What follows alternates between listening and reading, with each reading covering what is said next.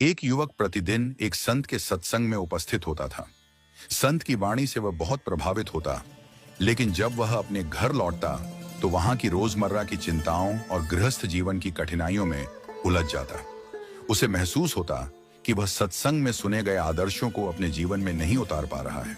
एक दिन सत्संग समाप्त होने के बाद युवक संत के पास गया और अपनी समस्या बताई।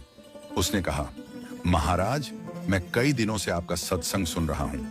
आपकी वाणी से प्रेरणा मिलती है, लेकिन घर लौटने के बाद मैं वैसे आचरण नहीं कर पाता जैसा यहाँ से सीख कर जाता हूँ। इससे सत्संग के महत्व पर भी शंका होने लगी है। कृपया मुझे मार्गदर्शन दें।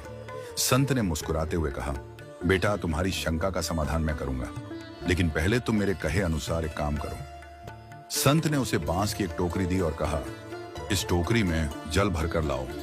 युवक ने टोकरी लेकर पास के नदी किनारे जाकर उसमें पानी भरने का प्रयास किया, लेकिन टोकरी में छेद होने के कारण पानी उसमें ठहर ही नहीं पाता था।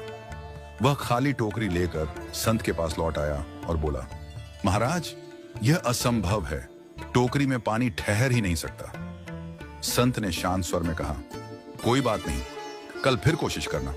युवक ने अगले दिन फिर प्रयास किया। उसने नदी से टोकरी में पानी भरने की कोशिश की, लेकिन परिणाम वही रहा। वह खाली टोकरी लेकर लौट आया।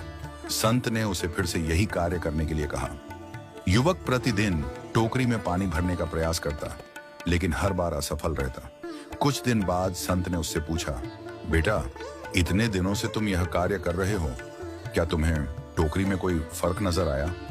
युवक ने टोकरी को ध्यान से देखा और बोला, हाँ महाराज, एक फर्क तो जरूर हुआ है।